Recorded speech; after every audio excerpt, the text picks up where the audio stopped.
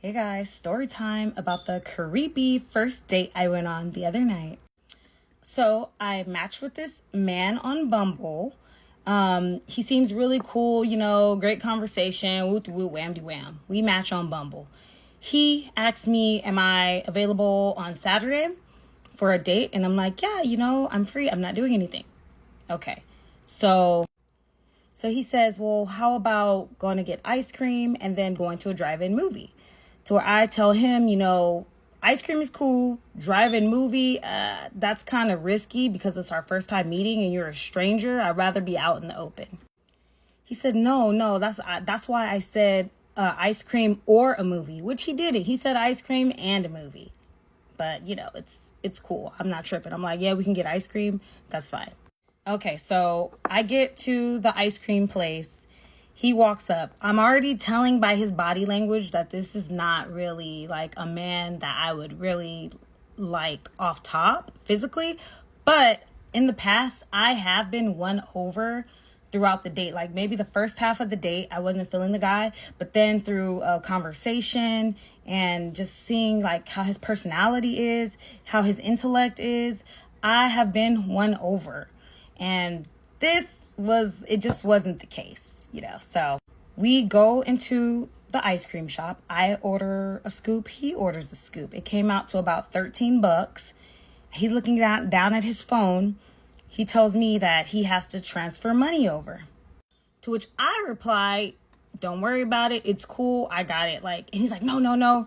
I'm not broke. No, I just let me, I have to transfer this money over. And then he tells me that he has two phones. And so that he has to go to his car and get his other phone because that's the phone he has to use to transfer the money over. And then I'm like, okay, well, it's fine. I don't think you're broke. I'll pay for the ice cream. No. And then he insists that I come with him outside to his car to go get his other phone. So I was like, strike one there because it was kind of embarrassing and let's just be discreet. He kind of made it like a scene in the ice cream shop. So that was strike one. So we have our ice cream. We're walking around the plaza area and we're just like having conversation, trying to get to know each other. He's asking me why didn't things work out with the past guys that I've dated? And I was just saying, normal stuff like breadcrumbing and ghosting. I mean, yeah, that sucks, but that's just normal everyday stuff. And when I, asked him, well, what about you? He's like, yeah, some very traumatic things happened. My exes were really crazy. I went through some very traumatic things. So I'm like, oh shit. Okay, well, sorry, to hear that. So we're walking around. I'm asking him questions about his family. Are you close with your parents? And then he tells me that his mom retired in Florida. And then he goes, and my dad, he's dead. Which I just told him, I'm sorry to hear about that. So then I ask, what are you looking for in a girl, in a companion? And he basically says he doesn't need anybody. I'm independent. I don't need nobody. All I need is just cool vibes around me. I'm tired of all this crazy stuff. I just need cool vibes around me. It just seems like he's been through some things. I was like, oh, okay, cool. It's understandable. So then he tells me that I seem cool and positive. He says, you seem like a really cool, positive person, very upbeat person. I was like, I try to keep a positive mentality. And then he goes, yeah, but you never know. You never know how genuine somebody is. You never know somebody's intentions. I was like, shit. I said, well, I try to keep it cool. I try to be like a good person. Okay, well, you never know who you can trust. And he's very accusatory. It's an accusatory word. He accused me of lying about my age, saying I was actually younger. Why would I lie about being older? I'm 36 years old. He kept thinking that I was lying about my age. And basically he just accused me of not being genuine. He would say he wasn't, but that's what the hell he was doing. So then as the night goes on, I realized, this isn't the man for me. So I just politely say, hey, I think I'm gonna head out. It's getting a little bit late. I'm gonna head out. To which he replies, "You're not having fun? You're not having fun? I don't think you're having fun." And I said, "No, I'm having a great time. It's just, it's getting kind of late. I just want to head out." "No, you're not having fun. I think you're lying. You're not having a good time. Don't you want to go see the movie?" So then he starts looking up movies like on his phone. And I'm like, "No, it's getting kind of late. I just, I'd rather go home." "No, you're not having fun." And I said, "Okay, well, we could talk a little bit longer.